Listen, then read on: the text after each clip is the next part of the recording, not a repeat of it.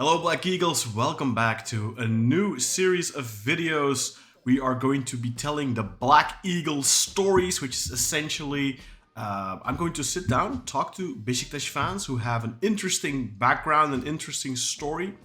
Sometimes these can be foreign fans, but they can also be Turkish fans, just people who have a story to tell. And today I am joined by one of our most loyal listeners, I would say. Somebody who goes way back, I think, to 2018 when we first started the podcast. And he just told me off air he's even been watching stuff or listening to stuff that I've been doing for longer than that. So Dara Hensey, our Irish Eagle. Dara, tell us a little bit more about yourself before we get to the nitty and gritty about how you became a Beşiktaş fan. How old are you? Where are you from? All that kind of stuff. Hi, Can. Yeah, I'm 39 years old now. I'm getting on. My football career is nearly over, I think. I'm from the west of Ireland, a town called Westport. So yeah, getting on in years. I'm getting on in years. We both are, Dara. I'm not much younger than you are. Yeah, sure. So I've traveled around different countries. I've lived in a few different countries over the years, but I'm living back in the west of Ireland now. So no place like home. Is Turkey one of those countries then? Yeah, I've been to Turkey a couple of times. Yeah, I never lived in Turkey. I've never lived in Turkey, but I've been there a couple of times. I went there as a child with my parents, and I went back there a few years ago with my ex-partner. So are you a football fan in general? Do you support a local team in Ireland? Yeah, my local team is Sligo Rovers. So it's local, but it's about an hour. It's an hour and a half from my house to get to the ground. It's not so grand as to call it a stadium. It's a ground. I get up there maybe 7 or 8 times a year. that definitely has its own charm. They were in Europe. Yeah, definitely. Yeah, it's lovely. Like, it's brilliant. Yeah, they were in Europe not long ago. 2 seasons ago, they were in Europe, and the season before that. Is it the Shamrock Rovers? Go on. The Shamrock Rovers. No, Shamrock Rovers. Oh, Shamrock Rovers are from Dublin. They're from Dublin. Okay. Sligo Rovers are the real Rovers. Oh, did I touch a nerve there? I hope not. Not with me. I'm not too antagonistic in that way, but a lot of Sligo Rovers fans would be. Okay, fair enough. So you're a football fan. You're from the how should I put it? The peninsula or the island rather, where football was essentially invented. How did you end up finding Turkish football interesting, and more specifically Beşiktaş? How did you fall in love with the club? When were you first introduced to Beşiktaş? I traveled with my parents to Istanbul in 1997. So at that time, so as a child, to my great shame, I supported Man United. And as did everybody else in my class, in fairness to me. But I think there was 11 boys in my class, and we all supported Man United. And I don't know, does anyone follow them now, to be honest. But at that time, I think Fenerbahce had beaten United. That's right, with the goal from Galatasaray had knocked them out of the. Yeah, the first team ever to win in Old Trafford, I think. First non-English team to win in Old Trafford. Yeah, it was like the first European loss at home, I think, in like 40-something years. Yeah, something like that, yeah. Not to be big in Fenerbahce up or anything, but Galatasaray had also knocked United out of the Champions League a few years earlier, I think. Yeah, 93, I think. So yeah, I went with Beşiktaş when I was in Istanbul. I really liked Istanbul. The people were so friendly, and it was brilliant. And yeah, I got myself a knockoff Beşiktaş jersey in the bazaar there at the time. As you do. And yeah, I've sort of followed them since. But obviously, living in Ireland in that time, I couldn't really watch any matches or anything for a long time. I think the first 2 matches I saw were the matches against Chelsea. Was it 2003? Yeah, that's right. The Champions League. Yeah, 2003, 2004. And the away game, the home game rather, was in Gelsenkirchen. I actually went to that game. Yeah. Oh yeah, I heard you mention that the other day. Yeah. Yeah, there was one of my teachers was a Chelsea fan, and she was fairly obnoxious, so it was fairly annoying that happened that way. So I mean, if you were a fan around that time, were you already active on the internet back then? Were you perhaps a member of the blackeagles.org, a forum, an English forum back then, by any chance? No, I wasn't. No. That's unfortunate. I Otherwise, we would have I kept crossed an eye on the paths. results online. But yeah, sure, yeah. But you, I kept an eye on results online and stuff, but as I say, I couldn't really watch any matches at the time. okay. And I didn't really have contact with anyone. Yeah, it's very difficult, of course. I mean, back then, I mean, you're 3 years older than I am, so you must have been quite young in 97. I was, how old was I? I was 9, so you were 12. Yeah. I think I was just turning 12. I was there in August. My birthday's in September, so yeah, I was just 11 at the time. Okay, so then 2003, couple of years on, 5 years on, you were 16, 17 years old. When did you first? Yeah. Yes. When were you first able to really start following the club closely, other than maybe teletext or the internet or whatever? When were you first able to watch the games? It was basically like I was traveling for a few years, and I came home around 2009, and then I started being able to stream games after that. Like I lived in Australia and New Zealand before that, and sure, there was no, obviously with the time difference and all that, and sure, I didn't have much money. So when I came home, I had the internet, good internet, was able to stream games. But then it was more when I got IPTV, you know, that's, I able to watch a lot of games then. It's much, you know, obviously it's streaming games is so inconsistent and pop-ups and all that stuff, like, Oh, it's terrible. where I hate the it. IPTV pretty good. Yeah, it's a complete pain. Like, If so, you can yeah, get a yeah. good IPTV, So I mean, bad. I've just been one of those suckers. I've been paying for Digiturk for many years now. This costs me, I think, thousands of euros. I've tried IPTVs and they'd work Really, fine for a yeah. while, and then they'd cut out on you, and I'd be like, oh, I'll just go back to Digiturk. But for the European games, you still have to Yeah, find solutions, unfortunately. So, yeah. So Digiturk is available in any country, is it? You can subscribe. Yeah, it's I think it's 120 euros for us in Europe for a full season. So that's not too bad. It's like 10 euros a Okay. month, but that's usually, I think, like a promotional sale they do. But if you want, I can send you the link. But if you're happy with your Yeah. IPTV, by all means, you know, don't let me, Yeah. don't let me. The IP. Yeah. No, I've got a good one. All right, so that's all good. Well, that's great. That's great. So in these early days when you were becoming a fan, so maybe when you were young, like 15, 16 years old, did you have a favorite player back then? And how did that evolve? Like towards 2009 when you started watching the games, who was your favorite player then? So your early favorite player, and then maybe when you actively started watching all the games. Well, yeah, when I first went to Istanbul, I was with my dad, and I think Daniel Amokachi was the only player I was aware of at the time. Sounds about right, yeah. I think he was there in '97, wasn't he? Yeah, and my dad was a Tottenham fan, and he had scored twice for Everton to knock Tottenham out of the cup a couple of years before, so that was good. That was good banter. Is that the game where he subbed himself on? I don't remember that detail now. He brought himself on. Yeah, maybe. There's this famous, I think it's a cup match for Everton, where the coach at the time was doing something was talking to his assistant or something rather, and Amokachi literally subbed himself on and then went on to score 2 goals. So that might have been that Tottenham game actually. That sounds right then. Yeah, because I don't think he was that prolific when he was at Everton, as far as I know. No, he wasn't. I don't remember that much about it, but yeah, he wasn't really that prolific for Beşiktaş either. Honestly, like I think he scored some great goals in against Fenerbahce and stuff like that, and I think people really remember him fondly because of that. But if you look at his numbers, they weren't that impressive. I don't think he was ever the most prolific striker, but he was a tank. He could run like crazy. So it was a very good player still. Yeah, for sure. Then I suppose around 2003, like Sergen was playing in that match against Chelsea, wasn't he? In Stamford Bridge, he ran the show.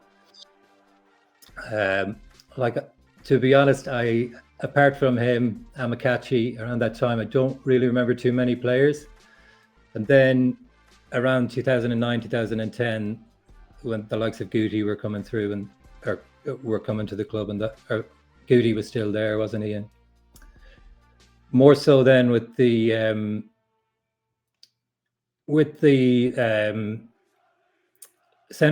when Channel was there a few years later, like I was watching all the matches basically when I got the IPTV, and Quaresma would be there, Pepe. Quaresma was my favorite player at the time, I suppose. Yeah,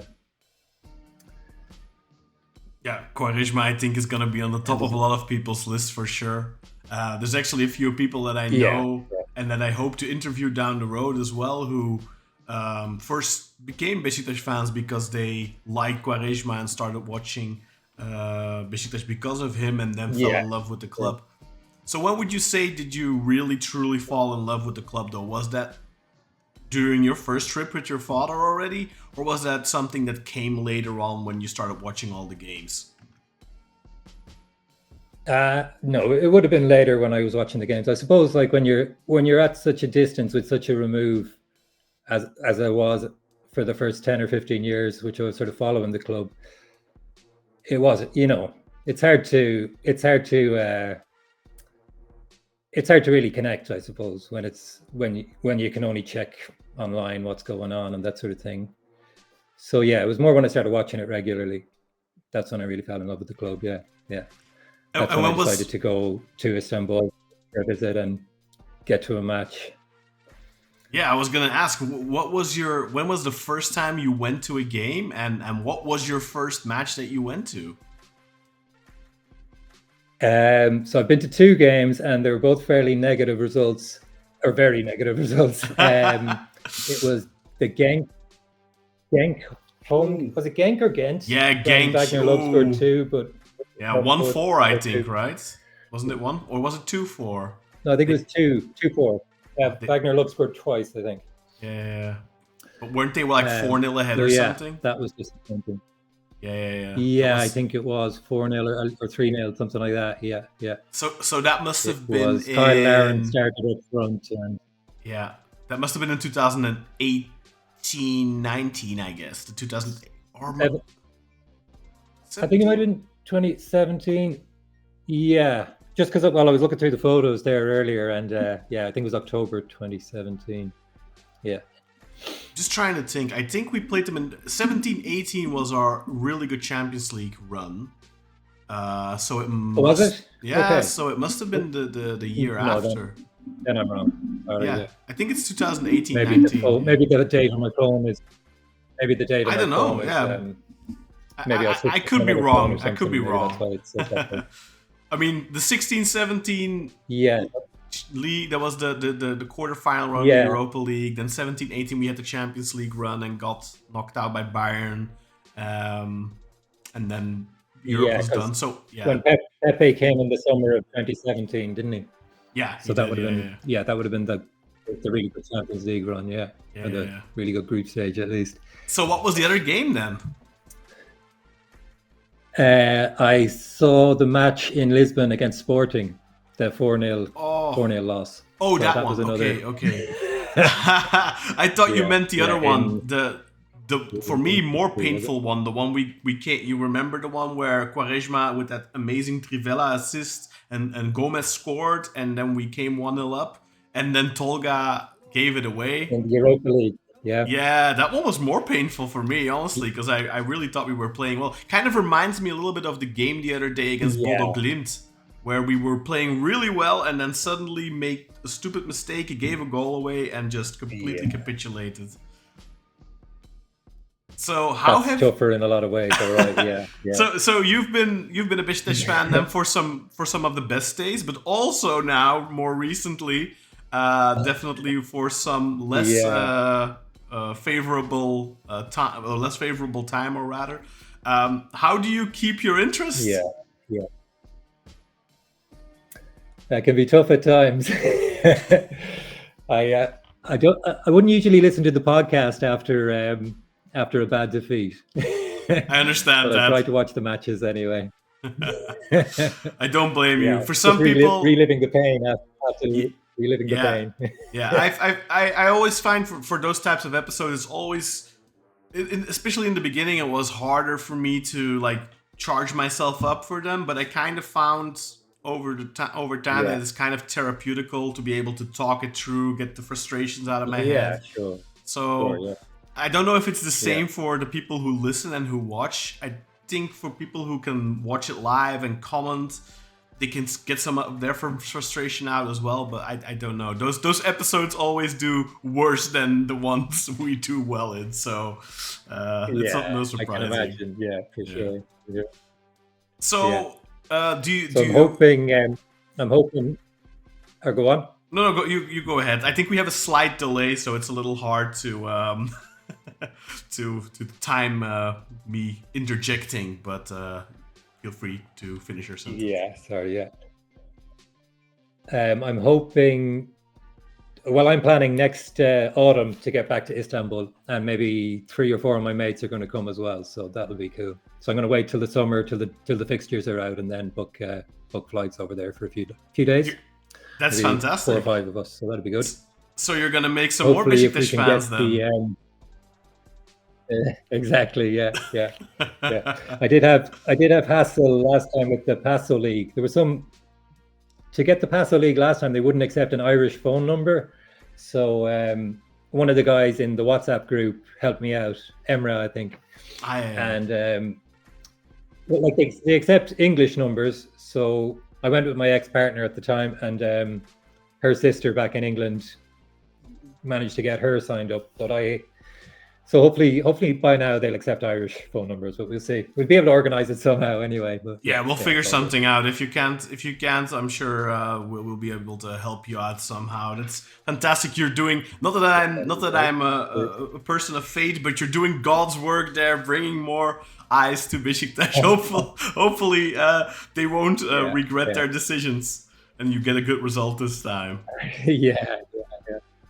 So when are you planning on going next autumn? Next autumn, yeah. Okay, so it's a while away. It's a while away, but that's the second half of the season, right? Or do you mean next autumn? Is that the coming autumn, or is that the one after? Sorry, like October 2025. Okay, so the new season. Well, hopefully we'll have things sorted out by then. Yeah. Exactly. Yeah. Hopefully you'll be on a good run. For sure. How do you keep in, other than watching the games and listening to the podcast, obviously, how do you follow the team? Do you look a lot on social media, or is there any way that you follow the club? A few years ago I did. I was on Twitter a lot, checking stuff out. Well, looking at your Twitter page and another Twitter page, English language Twitter page. I did try looking at the Turkish newspapers, the English editions, but they don't have much football stuff really. I think the Daily Sabah I looked at a few times, but I check your Twitter page occasionally. But generally just listen to the podcast and watch the matches. Yeah, that's about the extent of it now. Okay. During the summer I would check Twitter a bit more for the transfer gossip, transfer rumors. Yeah, obviously. But it does, like with social media, it just gets repetitive. It's you just get dragged into rabbit holes and stuff.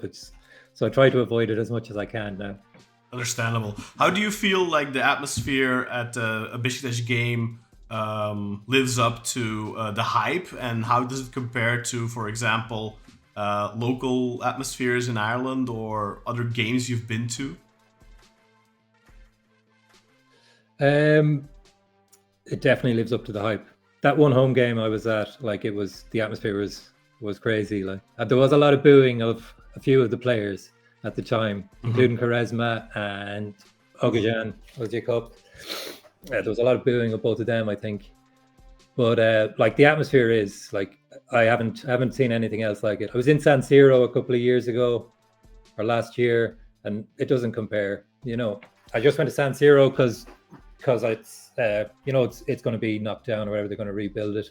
Yeah. So I thought it'd be good to go there before that happens. But, yeah, and it's one of the football have I temples that everyone talks about, right? Yeah, exactly. Yeah. A bucket list kind of thing. I've been to a few different grounds around Europe, but I don't think anything really compares. Like I go to Irish home matches. I've got a season ticket. It's the atmosphere. Like the team isn't doing well, but the atmosphere is rubbish. We built a new stadium about 15 years ago. The old stadium, as is often the case, the old stadium, the atmosphere was much better, I think. But yeah, I don't know. And then in the matches I go to locally, the Sligo Rovers matches, the atmosphere is good. The atmosphere is good, but it doesn't compare because it's only a maximum of like 3,500 people, you know. So, and it's really open. There's no cauldron effect or whatever, obviously. So it's it's a totally different kettle of fish. The atmosphere just goes up in the air and evaporates essentially. Yeah, exactly. Yeah. It's a shame you've never been to the old Inonu Stadium because I would love to know your opinion on whether the atmosphere has changed compared to then. Yeah, I'll definitely be able to ask that question down the road to somebody else, but that would have been interesting to get your take on that. Have you made any friends locally in Istanbul then over your trips over there that you keep in touch with and that you maybe go to the game with, or is that not something?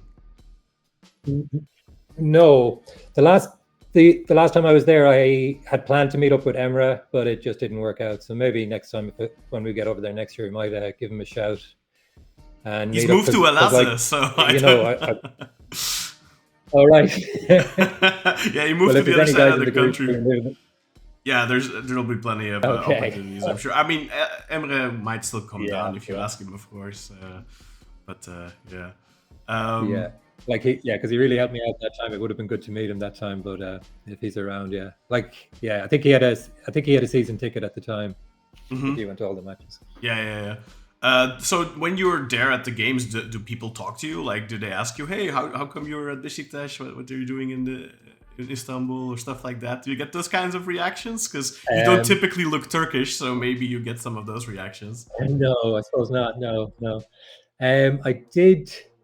I think outside the stadium, one or two people said hello, but then inside the stadium, like I suppose a lot of people don't speak English or whatever, do they? Yeah, a high percentage of people wouldn't speak English, really, would they? Yeah. I think if they did, we would get more views on YouTube, probably. Yeah, sure. There was one, actually, funnily enough, I just thought of this now when, so at that time when I was in Istanbul, or in Lisbon, I stayed in a hotel which was not far from the sporting ground, and Vitória Guimarães were playing Sporting a few days beforehand, and they were actually staying there. And Quaresma was playing for them at the time, but I didn't actually see him in the hotel. Oh, that's a shame. A few days later, the bus outside had a little Beşiktaş insignia on the door. I was thinking, gee, they're already staying here now, are they? But it turned out it was the youth team were staying there. But then I was getting the lift back up to my room, and the door opened, and Netchip was there with a couple of younger lads. That's awesome. And it's funny because you see him on the pitch, and he seems like such a tough guy or whatever, a bit belligerent. But then, like in the stadium, he just looked really sort of sheepish, you know, or not in the stadium, but in the hotel. He just like seemed really came across really sheepish or whatever. I sort of nodded to him. I didn't really say hello. I guess I don't know. Would he speak English? A lot of, from what I've seen, I don't know. You'd know better than me. Like a lot of the Turkish players wouldn't speak English at all, would they? You know what? I think most of them don't really speak English properly. Honestly, quite frankly, that's I think one of the issues. That's probably why. You know, they're talking about the divide in the locker room and stuff like that. I think that's part of the problem when Turkish players don't know proper English. I do know that Hasan Arat was talking about that when he first started his presidency, that players were going to get like English courses and stuff. I know Simi was taking English courses. Obviously, he has ambitions to move abroad at some point. So I would hope Simi speaks proper English, but I think most of the Turkish guys don't, unfortunately, unless if they came from like Germany or something, maybe then. Yeah, but at the same time, I think the foreign players should be learning a bit of Turkish too. Like a lot of should be a sort of give and take thing, shouldn't it? Yeah, for sure. But I definitely think in modern football nowadays, you see this in Belgium as well. A lot of clubs operate purely in English when it comes to the squad, because that's the more universal language. Sure, so I agree with you that a little bit of Turkish, they should definitely learn it. But I don't think you can expect from all the players that they become like Svensson or like fluent in 2 years time or something. That's probably not the most realistic thing. Yeah, sure. Yeah. So when we talk about your fandom, Dara, what is one of your most? Which are your most cherished memories? Which are your most fondest memories as being a Beşiktaş fan?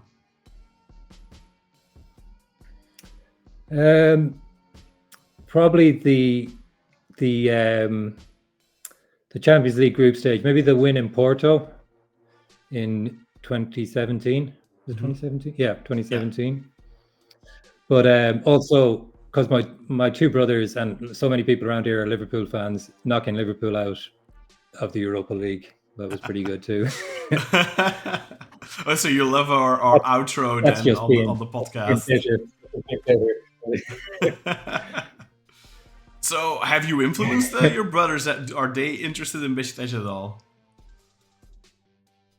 No, like they're both a lot older than me. They're both pretty set in their ways. So, and do you have like my brother? One of my brothers is big into football. Like he might be keen to come to Istanbul sometime. Like he is sort of like he likes traveling. He likes to see different cities and different countries. So he might be keen to come. But you should ask him to come with you. I go to all the Ireland games with him. I should do, yeah, that's a good idea. Now that I think about it. Yeah, there's one more, the more the merrier, right? You can bring an Irish flag. Yeah. You should bring an Irish flag and hang it up in the stadium. That would be cool. Then we know where you are. Yeah. Then we'll see. Oh, there's Dara. Yeah. Yeah. I'm serious. You should do it. You should definitely do it. So do you also have a big shirt collection? I see you have. I love that shirt you're wearing. Too bad it's like this the 21-22 shirt. I thought it was such a fantastic shirt. Really good design. Great sponsor on the front. So bad it's too bad it's a bad season. But do you have a lot of Beşiktaş shirts in your collection? Yeah. I have about 6 or 7. That one I showed you, the one with the Toyota sponsorship. Yeah, we have the picture up right now. Much, I should really. Yeah, it's a really nice shirt, and I like the Toyota sponsorship, like, because it's like you don't really see Toyota sponsoring football clubs. I can't think of any others. Anyway. Valencia, I think. Oh, did they? Yeah. Yeah. That rings a bell now. Yeah. Definitely for the longest time they sponsored Valencia, and I think a couple more, but. Yeah. I wore it too much. I washed it too much. I only recently have I really started trying to keep shirts longer, like instead of just wearing them and washing them and wearing them and washing them. So they don't really last, do they? Once you wash them too often and stuff, like it's best way is hand wash is definitely the way to go, and turning them inside out. If you're gonna put them in the machine, turn them inside out. Yeah. I might have a look for that maybe online to get another to get it again, the same shirt, like. But I got a Ciro Immobile shirt at the start of the season of Cartel Uvasi. Oh, nice. So I have a few others as well from over the years. I had the original shirt I had was a knockoff. It just had Bako and the crest. I don't think it had a I don't think it had a shirt maker on it or anything like that. It's just a number 10 on the back. Yeah, the ones the people who are watching this who are old enough, like our age, I think we'll all have had a shirt like that. Trust me. Like when I was a kid, I asked my dad to bring me one from Turkey, and my dad got me one, and it was like this knockoff one with bagels sewn on it, and but I wore it all the time. Yeah, absolutely loved that shirt. Yeah, exactly. Yeah. You know what? The quality on it was pretty decent as well. Like it was a knockoff, but like I Yeah, wore it so much, so they last. yeah, they last better than the real ones. Yeah, it's funny, isn't it? Yeah, but you know, they kind of cheap out nowadays with all the sponsors. They glue it on or they press it on. You know, sometimes you have shirts where it's like part of the fabric, and you just know those types of shirts last forever. But they don't do that often enough, unfortunately. I noticed actually that on like some of the kids' shirts, they actually like for example, Beko is like printed in the fabric, and I just don't understand why they can't do that for the adult shirts, because they would last forever essentially if they did that, because that's the only thing that can damage are the sponsorships that can peel off, or maybe the badge. But I think the badge they definitely improved over the last couple of years. It's not quite embroiled, but like it's like a plastic material now, so you can't ruin that. At least it can only like peel off. Yeah, exactly. Yeah. But I think the original that original knockoff I had was printed like that. It was actually Beko was actually printed into the material. It was it like a really thick material that was printed into it? I don't think it was that thick. No. I think it was quite light. I think it was a light shirt. All right. Full of holes, full of like ventilation holes, whatever you call those. Anyway. Well, finally, just another question then. Who's your favorite player right now? Or if you would have to pick all time, Quaresma, you pointed it out now, but like in the current generation or the last couple of years, do you have a favorite player? In the last couple of years, well, I'm a big fan of Chiro, but he's been blown hot and cold now, hasn't he? Yeah, the injuries unfortunately have kept him away too long. No. Yeah. Jedson probably my favorite player at the moment, and over the last couple of years, I suppose he's really improved, hasn't he? And yeah, great pick, I think. He works. He's a hard worker. I think he's an honest player, as they say. Like, yeah, definitely. Like you have to take your hat off to a guy like that. Well. For sure. And especially given the circumstances right now, you know, just you have to take your cap off. Like most of the foreigners would throw in the towel, and I think a lot of them do. But like guys like Svensson, Jetson, and Rafa, like they just keep going, and you have to respect that. For sure. Yeah. All right. Well, Dara, thank you very much. Thank you, Ken. Thanks for having me up. Yeah. Is there anything else that you can think of? Like any fun stories that you wanna tell, or did you get them all out already? I don't think anything will top bumping into Netchip. Have you taken you have a daughter you mentioned, I think, right? Have you taken her to the stadium, or wasn't she with you? No. She's only 5. Oh, she'll be 5 next February. So when I was there, actually she was in Lisbon with me that time, but she was too young. She was only 2. Yeah.